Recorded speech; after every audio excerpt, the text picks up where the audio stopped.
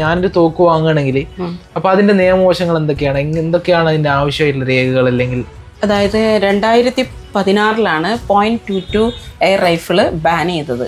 അതിനുശേഷം നിർബന്ധമായിട്ടും ഒരാളുടെ ID പ്രൂഫ് അത്യാവശ്യമാണ്. എന്താ വെച്ചാൽ ID പ്രൂഫ് ഇല്ലാതെ നമ്മൾ തോക്ക് കൊടുക്കാറില്ല. നമുക്കിത് ലെഡ്ജർ ബുക്കിൽ എഴുതിയിട്ട് സൈൻ ചെയ്യണം. അവർ തന്നെ സെൽഫ് അറ്റസ്റ്റ് ചെയ്യണം. 2016 തൊട്ടിട്ടാണ് ഈ ID പ്രൂഫ് നിർബന്ധമായിട്ട് വന്നത്. 0.177 ആണ് ഇപ്പോൾ ഉപയോഗിക്കുന്നത്. അപ്പൊ ഈ 0.22 മുമ്പ് ഉപയോഗിച്ചിരുന്നല്ലോ, സ്ലോ ആയിട്ട് ഉപയോഗിച്ചിരുന്നൊരു തോക്കായിരുന്നു. പിന്നീട് അത് ബാൻ ചെയ്യുന്നൊരു ഉണ്ടായി.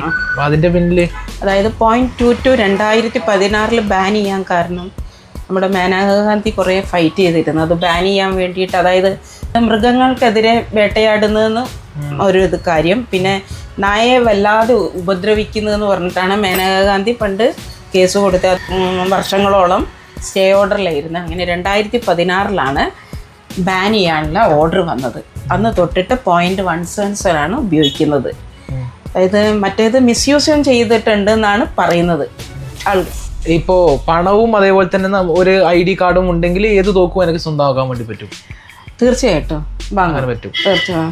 പൊതുവിൽ ഇവിടുന്ന് വാങ്ങുന്ന തോക്കുകളിൽ എന്താവശ്യങ്ങൾക്ക് വേണ്ടിയിട്ടാണ് ഉപയോഗിക്കുന്നത്? സ്പോർട്സ് കാറ്റഗറിയിലാണ് നമ്മൾ കൊടുക്കുന്നത്. തീർച്ചയായിട്ടും. അതായത് ഒരു ടാർഗറ്റ് പ്രാക്ടീസ് എന്നുള്ള രീതിയിലാണ് നമ്മൾ ഉദ്ദേശിക്കുന്നത്. അതൊരു ലക്ഷ്യബോധം, അതാണ് നമ്മൾ തോക്ക് കൊണ്ട് ഉദ്ദേശിക്കുന്നത്. അതായത് ഒരു 10 മീറ്ററിൽ വെച്ച് കഴിഞ്ഞാൽ നമുക്ക് ടാർഗറ്റ് പ്രാക്ടീസ് ചെയ്യാം.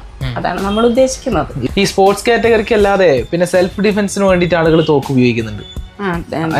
ഇന്നത്തെ കാലഘട്ടത്തിൽ സെൽഫ് പ്രൊട്ടക്ഷന് വേണ്ടിയിട്ട് ആളുകൾ ഉപയോഗിക്കുന്നുണ്ട്. അതിന് ചെറിയ പിസ്റ്റളാണ് ഇന്ത്യൻ പിസ്റ്റൾ ഇറക്കുന്നത്. ഈ ബ്ലാങ്ക എന്ന് പറഞ്ഞ എയർ പിസ്റ്റളാണ് നമ്മളെ ഒറിജിനൽ ലുക്കുള്ള ഒരു എയർ പിസ്റ്റൾ ആയിട്ടുള്ളത്.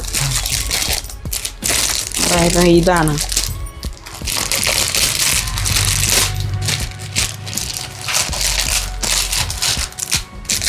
ഈ എയർ പിസ്റ്റളാണ് ഒരു ഒറിജിനൽ ലുക്കുള്ളത്. ഇത് ഫിലിം ഷൂട്ടിങ്ങിന് എല്ലാം കൊണ്ടുപോകും. പിന്നെ ജർമ്മനിയുടെ പ്രോഡക്റ്റ് ആണ് ബെരാറ്റ 92 FSഉം. അത് ഒറിജിനൽ ലുക്കുള്ള തോക്കാണ്. നല്ല വെയിറ്റ് ഉണ്ടല്ലേ? 1 കിലോളം ഉണ്ടാവും. ബാക്കി ഓർഡിനറി തോക്ക് എന്ന് പറഞ്ഞാൽ ബ്രേക്ക് ബാരലായിരിക്കും. ഇങ്ങനത്തെ ബ്രേക്ക് ബാരലായിരിക്കും. ഇതാണ് ഒരു ഒറിജിനൽ ലുക്കുള്ളത്. ഇത് ഷൂട്ട് ചെയ്യാൻ നല്ല സുഖമാണ്. ഇതില് 10 ഷോട്ട് അടിക്കാം. ഇതിങ്ങനെ വലിച്ച് അടിച്ചു കഴിഞ്ഞാൽ മാഗസീൻ ഓപ്പൺ ചെയ്താൽ 18 BB പെല്ലറ്റ് ഇടാം. ഇത് ഇട്ടിച്ച് കഴിഞ്ഞാൽ ഇത് ട്രിഗർ ലോക്കിംഗ് സിസ്റ്റം ആണിത്. ഇപ്പം തോക്കളകൂല. ഇത്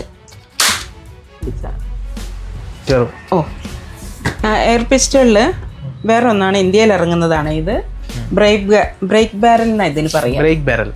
അതായത് സിംഗിൾ ഷോട്ട് ആയിരിക്കും.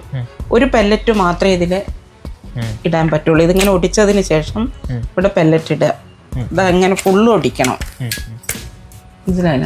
എന്നിട്ട് പെല്ലറ്റ് ഇട്ട് കഴിഞ്ഞാൽ ഇത് ഇതാക്കിയാൽ. അപ്പൊ ഇത് തമ്മിൽ എന്താ വ്യത്യാസം? എന്താ?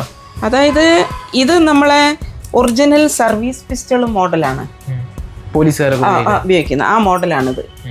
ഇത് നമുക്ക് സെൽഫ് പ്രൊട്ടക്ഷൻ ഫാമിലിയൊക്കെ ആയിട്ട് പോകുമ്പോൾ ഉപയോഗിക്കാൻ പറ്റും. നമ്മുടെ വാങ്ങുന്ന ആളുടെ കൈവശം ഇതിന്റെ ഒറിജിനൽ GST ബില്ല് ഉണ്ടായിരിക്കണം. കരുതണം. ഇല്ലെങ്കിൽ പോലീസ് പിടിക്കും. എന്തെങ്കിലും ഒരു പ്രശ്നം ഉണ്ടായിക്കഴിഞ്ഞാല് എല്ലാത്തിനും ഗൺ നമ്പർ ഉണ്ടാവും. നമുക്ക് പിടിക്കാൻ പറ്റും. അതായത് സ്പോർട്സ് കാറ്റഗറിയിലാണ് എയർ റൈഫിൾ എല്ലാം പെടുന്നത്. അതായത് ക്ലബിലെ ആവശ്യങ്ങൾക്കും പിന്നെ നമ്മുടെ ഇതില്ലേ NCCയിലേക്കും എല്ലാം ഈ 0.177 കാലിബറാണ് ഇപ്പോൾ ഉപയോഗിക്കുന്നത്. ആ എയർ റൈഫിളുകളാണ് ഏറ്റവും കൂടുതൽ ഉപയോഗിക്കുന്നത്. അതായത് സ്പോർട്സ് കാറ്റഗറി എന്ന് പറയുമ്പോൾ നമ്മളെ തൊണ്ടയാട് റൈഫിൾ ക്ലബ്ബ് ഉണ്ട്. റൈഫിൾ ക്ലബിലേക്ക് ഈ പ്രീസിഹോൾ എന്ന് പറയുന്ന ഈ തോക്കാണ് ഏറ്റവും കൂടുതൽ പോവുക. ഇത് NX 200 അദീന, പിന്നെ ക്ലബ് എലൈറ്റ്, അങ്ങനത്തെ തോക്കുകൾ. ഈ തോക്ക് മാത്രമേ ക്ലബിൽ കയറ്റു. അപ്പോൾ ആ തോക്ക് എന്തുകൊണ്ടായിരിക്കും അവിടെ? അതായത് അത്രയും ആക്യുറസിയും കാര്യങ്ങളുള്ള തോക്കാണ്. അത് സ്പ്രിങ് അല്ല, നൈട്രോ പിസ്റ്റണാണ്. ഓൾറെഡി മുമ്പ് കാലഘട്ടങ്ങളിൽ ഇങ്ങനത്തെ മരത്തിൻ്റെ ചട്ടിയുള്ള തോക്കുകളാണ് ഏറ്റവും കൂടുതൽ വന്നിരുന്നത്. അതായത് ഇത് ബ്രേക്ക് ബാരൽ എന്നാണ് ഈ തോക്കിനെല്ലാം പറയുക. .177 ആണെങ്കിൽ ഇതൊക്കെ സ്പ്രിങ് ആയിരുന്നു. ഇത് മാത്രം നൈട്രോ പിസ്റ്റൺ ആണ്. കറക്റ്റ് ആക്യുറസി ആയിരിക്കും തോക്കിന്. അതാണ്, ഒട്ടും വൈബ്രേഷൻ ഉണ്ടാവില്ല തോക്കിന്. അപ്പം നമ്മളൊരു 10 മീറ്റർ റേഞ്ചിലാണ് ഈ സ്പോർട്സ് കാറ്റഗറി ആണെങ്കിലും നമ്മളെ എന്ത് പർപ്പസ് ആണെങ്കിലും ഒരു 10 മീറ്റർ റേഞ്ചിലാണ് നമ്മൾ ഷൂട്ട് ചെയ്യുക. അപ്പം അതുകൊണ്ടാണ് ഈ തോക്കാണ് നമുക്ക് അത്രയും ആക്യുറസി ഉള്ള തോക്കാണ്. മറ്റുള്ള തോക്കുകൾ നന്നല്ല എന്നല്ല, എല്ലാം ഉപയോഗിക്കും, പക്ഷെ സ്പോർട്സിൽ ഉപയോഗിക്കുന്നത് ഇതാണ്.